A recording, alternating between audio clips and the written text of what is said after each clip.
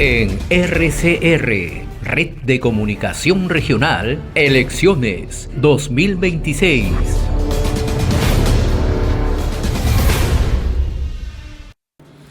En esta oportunidad es grato recibir al señor Gonzalo Burs. Él es candidato a diputado por Lima por el partido Somos Perú con el número 9. Queremos agradecerle la amabilidad de acceder a esta invitación de RCR y Elecciones 2026. Buen día, qué gusto saludarlo. Buenos días, estimado José. Muchas gracias por la invitación y por la oportunidad de poder conversar aquí en este bloque tan importante y necesario para dar a conocer a nuevas propuestas al Congreso. Y de inmediato vamos a conocer la hoja de vida del señor Gonzalo Burs. Hoja de vida. Él es magíster en gestión pública, abogado con experiencia profesional de casi 15 años, con estudios de especialización en gestión parlamentaria y gestión de conflictos sociales, con amplio conocimiento en relaciones gubernamentales y negociación para el impulso de iniciativas, desde su planificación hasta su ejecución. Cuenta con experiencia en el Ministerio de Comercio Exterior y Turismo, ha sido encargado de la coordinación interinstitucional con gobiernos regionales y locales, así como también la ejecución de acciones relacionadas a la prevención de conflictos sociales del sector. Se ha desempeñado como gerente de Relaciones Institucionales y subgerente de Coordinación Parlamentaria de la Contraloría General de la República. Este es el perfil de nuestro invitado, el señor Gonzalo Burs. Gracias por estar acá en los estudios, ¿no? Vamos a tocar dos temas que son muy puntuales, que son temas de actualidad, son temas de coyuntura, naturalmente el tema de la corrupción, el tema de la transparencia, pero antes me gustaría conocer su opinión respecto a la situación del presidente José Gerí, ¿no?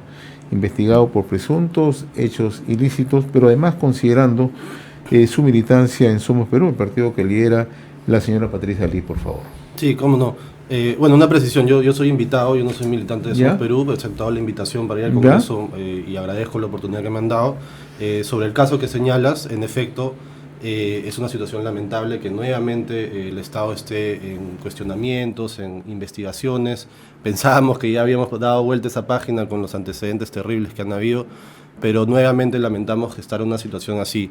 Como ya se ha mencionado en otros espacios, saludamos las investigaciones que se están realizando, saludamos también la disposición del propio presidente Gerí en poder haber recibido al fiscal de la Nación, eso tampoco se veía antes, y además también saludamos la intervención de la Contraloría, que esperemos pueda hacer también su trabajo de manera célere para esclarecer, ¿no? Necesitamos claridad en lo que está pasando, necesitamos una investigación célere, porque no podemos estar en esta inestabilidad, sobre todo en época de elecciones, y ya corresponde, tanto en el fuero político como en el fuero judicial o fiscal, determinar qué es lo que va a pasar. Pero yo pido celeridad porque no podemos estar en otra vez una inestabilidad política, ¿no? ¿Saluda usted la investigación preliminar que sigue adelante en estos momentos del Ministerio Público? Sí, y saludamos eso y pedimos que sea célere, ¿no? Porque justamente en etapa electoral necesitamos que las cosas estén claras para poder tener un desarrollo mejor de las elecciones, ¿no? Citaba yo al inicio de la conversación que hay dos temas puntuales en nuestro país y que en realidad ya cruzan de manera transversal y de manera muy, muy delicada, ¿no? Como es el tema de la corrupción y la falta de transparencia, ¿no? Le comento que recientemente Proética encargó una encuesta a Ipsos para medir la tolerancia y sobre todo, ¿no?, la percepción de la corrupción en el Perú. Y aquí hay un detalle bastante saltante, un detalle que salta a la vista, que es la preocupación que tiene la población. La percepción aumentó desde el año 2018, que era en ese momento 37%, en ese momento la población lo consideraba como el principal problema. Hoy, ese mismo tema, la corrupción, es considerado como el principal problema por un 67% de la población. Me gustaría conocer su punto de vista. ¿Por qué hemos llegado a esta situación, este nivel de corrupción que cruza de manera transversal todas las instituciones? Hablamos de Ejecutivo, hablamos de Legislativo, hablamos de instituciones sectoriales, ministerios, hablamos de dependencia del Estado, pero también hablamos de gobiernos subnacionales y otras instituciones del Estado. ¿Por qué hemos llegado a esta situación? Bueno, como bien señalas, efectivamente la corrupción es el segundo problema más importante en el país. Primero está obviamente el tema de la seguridad ciudadana. Año a año sigue incrementando esta percepción de que la corrupción sigue creciendo Y efectivamente, no han habido medidas ni propuestas concretas que favorezcan la lucha contra la corrupción. Si bien, como mencionaste, yo tengo experiencia en la Contraloría, he estado durante 7 años, desde el 2017 a 2024, he estado de cerca y he conocido varios problemas que afectan a la sociedad, al ciudadano de a pie, y impulsamos algunas medidas importantes. Por ejemplo, creamos un Observatorio Nacional Anticorrupción, donde el ciudadano podía entrar en tiempo real a la plataforma y verificar cómo iban avanzando sus instituciones, sus municipalidades, en cuanto a determinados puntos, ¿no? Si eran transparentes, si cumplían con presentar la normativa, como por ejemplo las declaraciones juradas, si rendían cuentas, todo eso está arreglado en el Estado. Yo lamento mucho que la actual gestión de la Contraloría haya eliminado esa área que manejaba el observatorio. Entonces, ¿a qué voy con eso? Han habido muchas propuestas buenas, varias se han dejado de usar y varias no se han impulsado. Yo te pongo otro ejemplo. También cuando estuvimos en la Contraloría, promovimos una reforma constitucional que se aprobó en el Congreso para que el Contralor pueda levantar el secreto bancario de todos los funcionarios que manejan presupuesto público. Pero por temas operativos, ya de coordinación con la SBS, por ejemplo, esa propuesta no se pudo materializar. Hasta ahorita no se ha levantado el secreto bancario de ningún funcionario que maneja presupuesto público en el marco de una acción de control. Y eso va a favorecer, se hizo tanto esfuerzo para lograr una reforma constitucional que promueva la transparencia para el ciudadano y quedó en nada. Entonces, una de mis propuestas para también mejorar el tema de la corrupción es otra reforma constitucional, pero ya más precisa, para evitar ese tipo de coordinaciones que puedan paralizar el tema. Todo funcionario que maneje presupuesto público, el gerente de administración, el de abastecimiento, antes de que lo designen en su cargo de confianza, levanta su secreto bancario de manera voluntaria. Y así nos evitamos el trámite de tener que estar pidiendo permiso a otras entidades para justamente tener acceso a este acto de transparencia y de liberalidad que va a tener el funcionario. El que entra al Estado no puede ser alguien que tenga oscuridad en su patrimonio. Tiene que ser alguien que pueda abrir la cancha y decir, ok, yo entro al Estado y abro las puertas de mi casa. Yo me muestro tal y como soy. No tengo nada que esconder. Ese tipo de perfil es el que va a manejar el presupuesto de la entidad. O sea, en el Perú, si hay algo que más abunda son las normas. Hay un marco legal que determina cuáles son las sanciones, cuáles son los delitos o cuáles son las presunciones de delito que se pueden cometer durante la función pública, ¿no? Lo que hay un hecho más que preocupante es cómo funciona la administración de justicia, cómo funciona nuestro aparato de administración de justicia, ¿no? Entonces, allí tenemos un papel determinante. Cuando hablamos de establecer mecanismos para controlar la corrupción, para buscar que tengamos un Estado eficiente, un Estado transparente, nos tocamos con otro problema, y el problema de corrupción permanentemente en las instituciones. O sea, cómo de manera general desde el Parlamento se puede establecer, ahora hay 2 cámaras, diputados y senadores, cómo establecer mecanismos, candados que permitan transparentar y no tener lo que viene ocurriendo de manera permanente, ¿no? El caso del señor Gerí es una muestra, pero el caso que vemos en el Parlamento Nacional es a diario, que ya no son simplemente legisladores cuya labor es fiscalización o de control, no, o de legislar, sino que se han vuelto una suerte de facilitadores o lobistas. Entonces, ¿cómo generamos mecanismos? Ya estamos años en el discurso de hay que reorganizar el sistema judicial, todo el mundo quiere hacer reformas, pero realmente no se está haciendo una reforma concreta. Entonces, la idea de ordenar el sistema judicial es darle celeridad a los procesos. Por ejemplo, en el tema de control, la Contraloría muchas veces sacaba informes de control con responsabilidad penal, civil, pero se iba al Poder Judicial y quedaba ahí, no pasaba nada, y la gente se indignaba, obviamente, porque veía al funcionario, al gerente municipal del distrito donde vive, seguía trabajando. Pese a que había un informe en la Contraloría que decía que tenía responsabilidad administrativa, civil o penal. Pero lo veía trabajando. ¿Por qué? Porque el sistema judicial no avanzaba. No estaba en la capacidad de recibir todas las denuncias que la Contraloría o las demandas que mandaba. Entonces, si no hay justamente un mecanismo célere que extirpe al funcionario, la persona cuestionada, con ya concretamente identificadas sus responsabilidades, va a seguir esa indignación. Entonces, tú me preguntas lo del Congreso. Sí, en efecto, el Congreso también debería dar el ejemplo. ¿Qué está haciendo el Congreso para también legitimar su función ante la ciudadanía? Siguen habiendo los bonos, siguen habiendo presupuesto para los partidos, no hacen nada. Entonces creo que una persona, una mirada de Estado, debería también legislar a favor de los ciudadanos. Hay que recuperar la confianza, porque eso permite que cada vez que el Congreso quiera emitir una norma buena, no sea cuestionada por la falta de legitimidad. Eso es lo que necesitamos, que las normas que salgan del Congreso sean legítimas. Y la legitimidad se gana con chamba, con confianza. Estamos dialogando con nuestro invitado en esta oportunidad, el señor Gonzalo Porcel, es candidato a diputado por Lima por el partido Somos Perú, con el número 9. Hay un tema que lo estamos perdiendo de vista en nuestro país, porque siempre hemos vivido enfocados nosotros en el Ejecutivo, el Legislativo o en los ministerios, ¿no?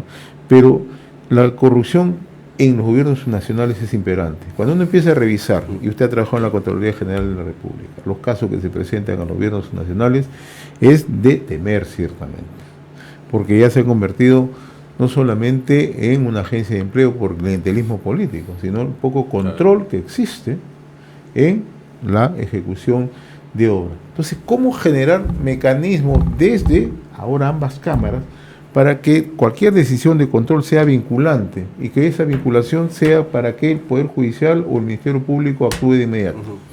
Ahí vamos a empezar por esta parte. La corrupción o el perjuicio al Estado se genera por dos motivos: la corrupción y la ineficiencia. Los dos generan perjuicio. Ok. Los gobiernos subnacionales, que no me gusta mucho llamarlo así, pero bueno, los gobiernos regionales y locales, así es, adolecen de capacidad. No hay funcionarios bien pagados, no tienen todos los mecanismos, la descentralización no ha funcionado bien en el país. Hay que mejorarla y eso es una bandera de Somos Perú. Entonces, ¿cómo potenciamos a los funcionarios que manejan los recursos en los gobiernos regionales y locales?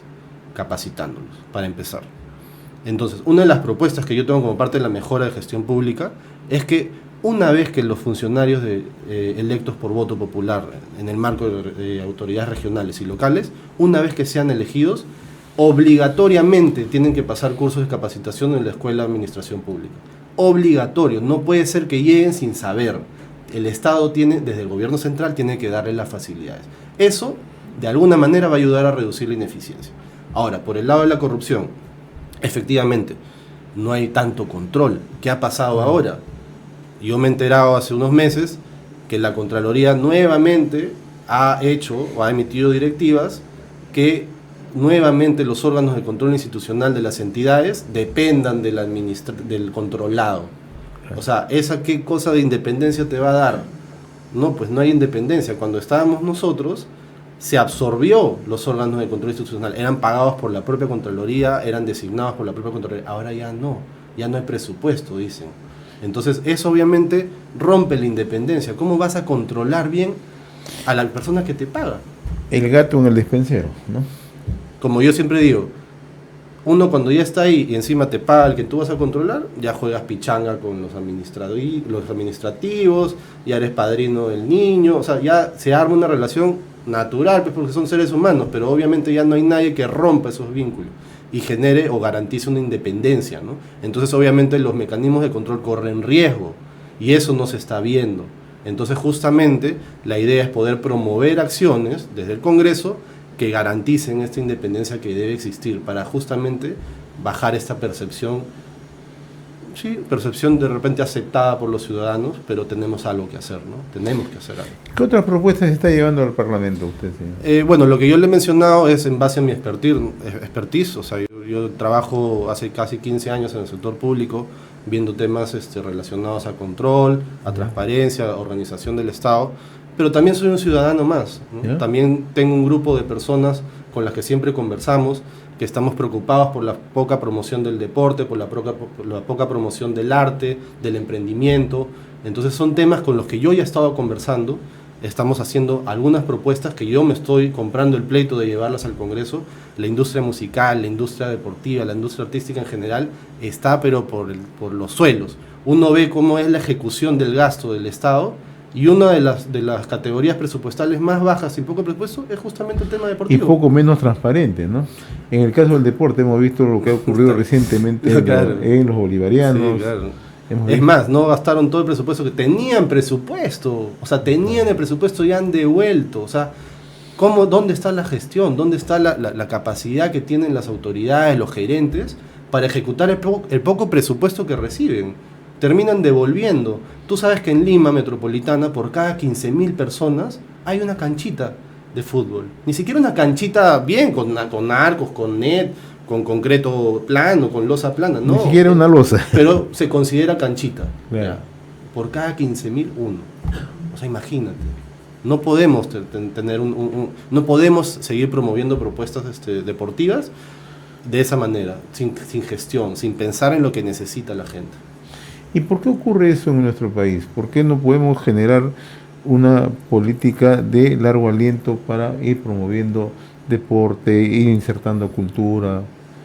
Bueno, la verdad es que con lo que yo hemos conversado con varias personas ligadas a estos ámbitos, es que en realidad el Estado no se ha preocupado por ellos.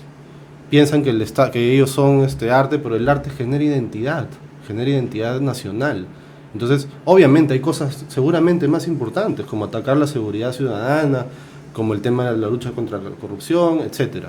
Pero también eso genera ciudadanía, genera comunidad, aleja a los niños de la delincuencia. Eso hay que promoverlo, hay que darle una mirada integral al Estado. El emprendimiento, yo hablo del emprendimiento con poco capital, los autoempleados, que no pueden esperar 2-3 meses para que tenga todos sus permisos para abrir su local para recién atender. Ya el alquiler se comió su presupuesto. Entonces tenemos que ver algunos mecanismos que promuevan el emprendimiento, que promuevan el autoempleo. Entonces con normas debemos de alguna manera legislar para ellos. Por eso yo siempre digo, uno tiene que legislar sabiendo lo que tiene que hacer. Y si uno no sabe, porque también hay que ser sinceros, el diputado no sabe todo, pero tiene que reunirse con gente que sepa. Ya en la cancha, como yo siempre digo, yo conozco la cancha del Congreso, llevaré las propuestas, que producto de las reuniones que estamos teniendo, las materializaré y las la encaminaré en el Congreso. ¿Cuáles son los principales cuellos de botellas que se enfrentan en un parlamento? El consenso sobre todo, ¿no? Como es un Congreso con varios partidos, consensuar es difícil. Tienes que tener mucha habilidad para poder consensuar las propuestas. Por eso yo siempre digo, mis propuestas, fuera del tema de corrupción, que merecen un debate y que seguramente hay gente a favor, gente en contra, pero las otras propuestas ciudadanas, más de una visión ciudadana que estoy teniendo producto de estas conversaciones, es transversal. En ese tema no debería haber problema, no deberían entrar intereses ajenos, como por ejemplo mencionabas el tema de los bolivarianos. ¿Por qué? O sea, ¿por qué pasó eso si el deporte es transversal? O sea, en el Congreso hay muchos intereses, eso todo el mundo lo sabe. Pero justamente tenemos que buscar los consensos. Ya basta de pelear que tú eres de izquierda, que tú eres de derecha, que tú eres caviar. Concentrémonos en los temas transversales. Eso que le refleja directamente al ciudadano. Eso es lo que tenemos que hacer en el Congreso. ¿Eso lo ha animado a usted a ingresar a política? Sí, bueno, como mencionabas, yo tengo mucha experiencia en el sector público, he trabajado muy ligado al Congreso, impulsando proyectos de leyes de la Contraloría. Y la verdad, yo siempre he sido un ciudadano que siempre ha esperado algo más del Estado. Nos estamos reuniendo con muchas personas que, gracias a la oportunidad que tengo de poder entrar al Parlamento, puedo representarlos. Puedo llevar la voz de los temas que te he mencionado que están olvidados por preocuparse en temas que de alguna manera no les afecta directamente a ellos. Ellos quieren a alguien que pueda hablar por ellos, que puedan trasladar al Congreso su día a día. Todo lo que viven y todas las trabas que tienen. El Estado lamentablemente se ha vuelto en un aparato que pone trabas al ciudadano. Pone trabas para emprender, pone trabas para abrir locales, pone trabas para los permisos. Eso tiene que acabar. Hay que pensar en el ciudadano de a pie que quiere desarrollarse. Muy bien, señor Gonzalo Urch, yo le agradezco la amabilidad de haber accedido a esta invitación de RCR, Red de Comunicación Regional, elecciones 2026. Estimado José, sí, antes de que me cortes, pensé que me ibas a acordar, quería hacer un llamado a la ciudadanía, gente con experiencia se necesita en el Congreso, gente joven, gente con conocimiento de cómo funciona el Estado. Esa persona soy yo conozco el Estado desde hace muchos años, tengo una visión social también de hace muchos años y yo siempre digo, ¿no? Para estar en el Congreso hay que legislar, yo sé legislar. Para estar en el Congreso hay que fiscalizar, también sé fiscalizar. Ahora yo quiero representarlos, quiero representar a estas comunidades de personas, de artistas, deportistas, emprendedores, que nunca han sido escuchados. Por eso, para ello, marca el corazón de Somos Perú en las elecciones, en la columna para diputados, y escribe el número 9. Yo no voy a defraudar, yo soy el 9 que conoce la cancha del Congreso. Le agradezco la amabilidad que ha tenido con nosotros el señor Gonzalo Burgos, candidato a diputado por Lima por el partido Somos Perú con el número 9. Y fue nuestra secuencia RCR Elecciones 2026.